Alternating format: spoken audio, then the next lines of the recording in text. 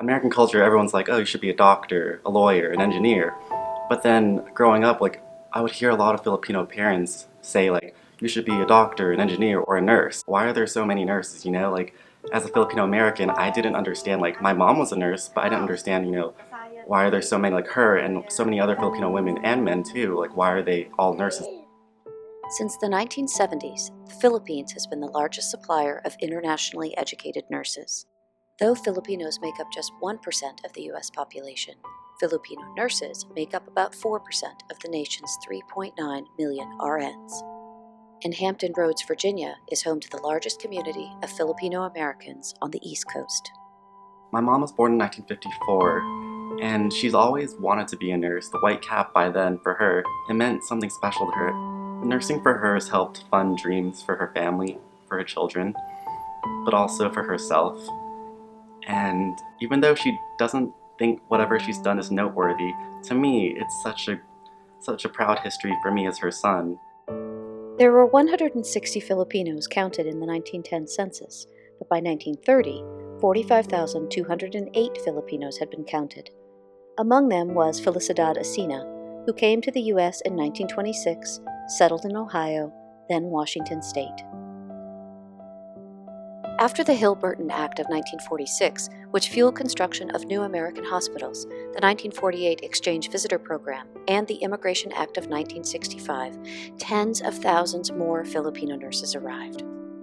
While many settled in California, some, like Aricela Marcial, a founder of the Philippine Nurses Association of Virginia, made a home in coastal Virginia.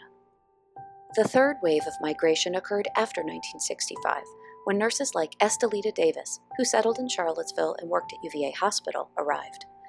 By the mid-1990s, Filipino nurses represented 3/4 of the nursing labor force recruited to and working in U.S. hospitals. As you see, a flight of these Filipino nurses coming into the United States, it imbalances the clinical hierarchy, but also the racial hierarchy of nursing and healthcare in general. From a lot of the Filipino nurses that I've interviewed, they weren't used to racism since the Philippines is mostly homogenized. They wanted to develop a sense of community, a sense of familiarity. They wanted to have a transnational linkage back to the Philippines. Going to nursing school, it's been very humbling learning about myself, my profession, but also about my cultural heritage as well. And I guess that's what I aim to do as a nurse historian, specifically with this project, to really expand it and share this history, not just with Filipino-Americans and nurses, but just in general, like, this is Virginia, this is the cultural diversity of our state, and how amazing what people we have here.